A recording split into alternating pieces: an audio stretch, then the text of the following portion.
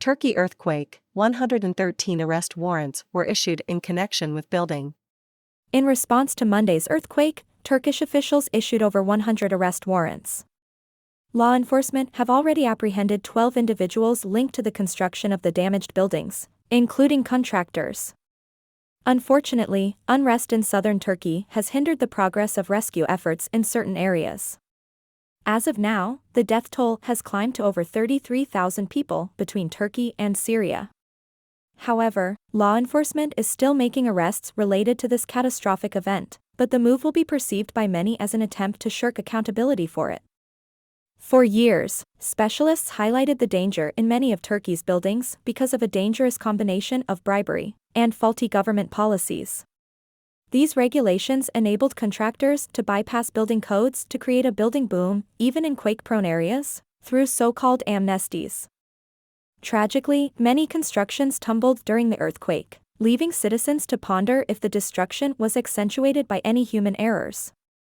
As the elections near, President Erdogan's 20-year rule is at risk of being overturned. While he has accepted fault for the government's response to a crisis, he controversially attributed it to destiny in an appearance to a disaster site. These types of occurrences are part and parcel of fate's design.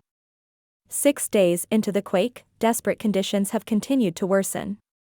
On Saturday, rescue operations in the Hatay province were put on halt due to the conflicts initiated by different groups.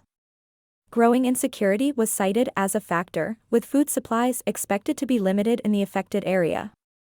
This has worried rescuers who fear this may bring about more trouble. Pierre Kugelweis, an Austrian lieutenant colonel, noted that tension between groups in Turkey is rising. He pointed out that the probability of preserving someone's life does not correlate with the danger associated with it. With the help of the Turkish army, the search for survivors was resumed. Unfortunately, millions of people are homeless in both southern Turkey and northern Syria, with temperatures going below freezing every night. In a recent statement, the UN highlighted that over 800,000 people are presently facing hunger. Additionally, it's warned that the death toll from the earthquake may rise to double its current figure. The organization's aid agency is actively aiding those affected on site. Since Friday, the death toll in Syria has been stationary at over 3,500, while the casualties in Turkey have seen a sharp increase, and now stand at more than 29,000. Unfortunately, the possibility of any further miraculous rescues is diminishing as we approach another day. Last Saturday, a family of 5 in Gaziantep and a 7-year-old girl in Hatay were saved from the destruction that had taken place, with the latter surviving 132 hours under it.